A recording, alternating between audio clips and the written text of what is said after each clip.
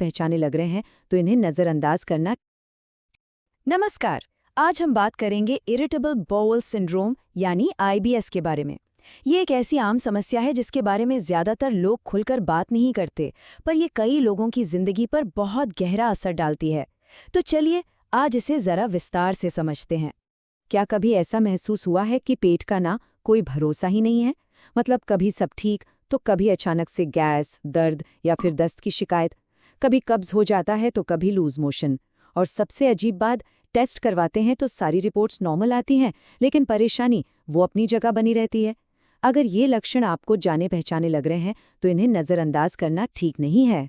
तो आज के इस सफर में हम सबसे पहले ये जानेंगे कि भाई ये आईबीएस आखिर है क्या, फिर इसके लक्षणों को पहचानेंगे और गट ब्रेन कनेक्शन जैसे इसके जो मुख्य कारण हैं उन्हें समझेंगे। इसके बाद हम इसे मैनेज करने के 5 गोल्डन रूल्स पर बात करेंगे और आखिर में जानेंगे कि लंबे समय तक आराम पाने के लिए क्या किया जा सकता है।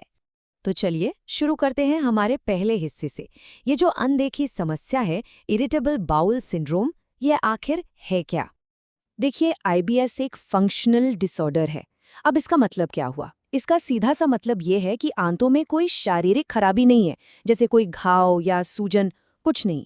लेकिन उनके काम करने का जो तरीका है, जो फंक्शन है, वो बिगड़ गया है। और यही यही वो वजह है कि अक्सर मेडिकल टेस्ट की रिपोर्ट्स एकदम नॉर्मल आती हैं। इसे ना एक मशीन की तरह समझिए। मान लीजिए एक मशीन है जो बाहर से देखने में एकदम नई और परफेक्ट लगती है, पर अंदर उसके काम करने के तरीके में कोई गड़बड़ी है। आईबीएस में भी शरीर के साथ कुछ ऐसा ही होता है, जहां पेट और दिमाग के बीच का जो तालमेल है वो बिगड़ जाता है। और हाँ, आईबीएस हर किसी में एक जैसा नहीं होता। इसे मुख्य रूप से 4 तरह से बांटा गया है। एक होता है आईबीएस सी, जिसमें कब्ज यानी कॉन्स्टिपेशन ज्यादा होता है।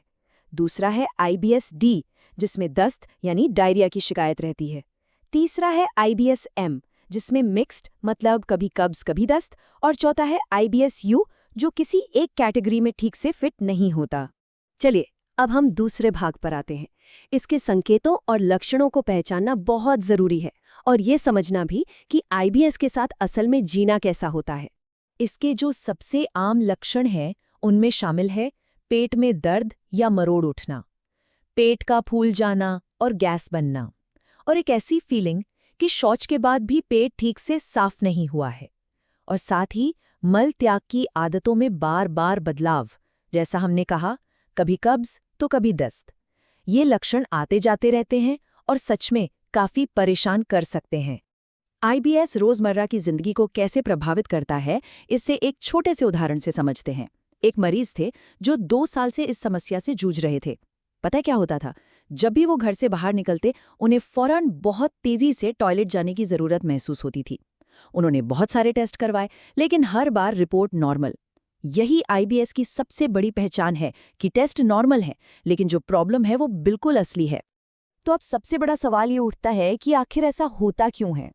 चलिए अब इसके मुख्य कारणों को समझते हैं, जिसमें ये जो गट ब्रेन कनेक्शन है ना, इसकी एक बहुत ही अहम भूमिका है।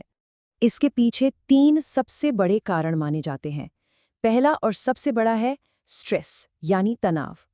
दूसरा है हमारा गलत खान-पान, जैसे बहुत ज़्यादा मसालेदार खाना, फास्ट फूड या फिर हद से ज़्यादा चाय कॉफ़ी। और तीसरा कारण है हमारी बिगड़ी हुई लाइफस्टाइल, मतलब समय पर खाना नहीं खाना और नींद का पूरा न होना। ये सब होता है गट ब्रेन एक्सिस की वजह से। ये क्या है? ये हमारे पेट और दिमाग के बीच का एक सीधा कनेक्शन है, एक 2 वे कम्युनिकेशन लिंक। तो जब कोई इंसान तनाव में होता है तो उसका सीधा असर उसके पेट पर पड़ता है।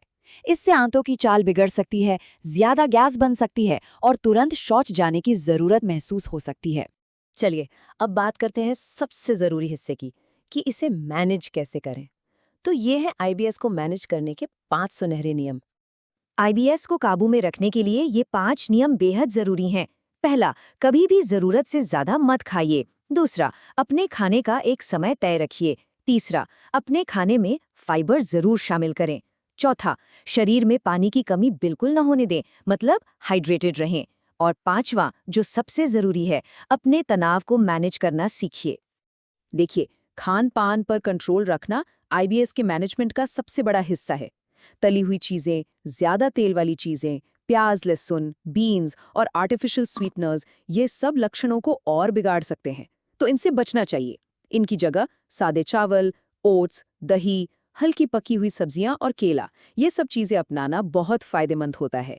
घुलनशील फाइबर यानी सॉल्युबल फाइबर जैसे कि ईसबगोल, ओट्स और चिया सीड्स आईबीएस के लिए बहुत फायदेमंद साबित हुए हैं। ये मल को सही रूप देने में और आंतों की जलन को कम करने में काफी मदद करते हैं, तो इन्हें अपनी डाइट में शामिल करना एक बहुत अच्छा कदम हो सकता है।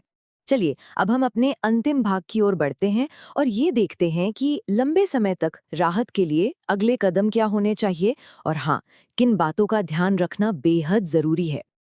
आईबीएस या पेट की किसी भी पुरानी समस्या के लिए सही इलाज बहुत जरूरी है। ऐसा माना जाता है कि यूनानी और आयुर्वेदिक उपचारों से इसमें लंबे समय तक चलने वाली राहत मिल सकती है और समस्या को जड़ से नियंत्रित करने में भी मदद मिल सकती है। लेकिन कुछ ऐसे चेतावनी संकेत भी हैं जिन्हें कभी भी नज़रअंदाज नहीं करना चाहिए।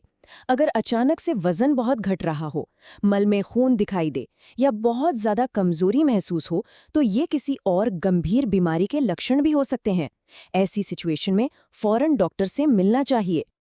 आखिर में बस इतना ही कि आईबीएस कोई खतरनाक बीमारी नहीं है। इसे सही जीवन शैली और सही इलाज से पूरी तरह से कंट्रोल किया जा सकता है। अगर किसी को भी ऐसे लक्षण महसूस हो रहे हैं तो पेशेवर सलाह लेना ही सबसे सही कदम है। ध्यान रखने के लिए शुक्रिया।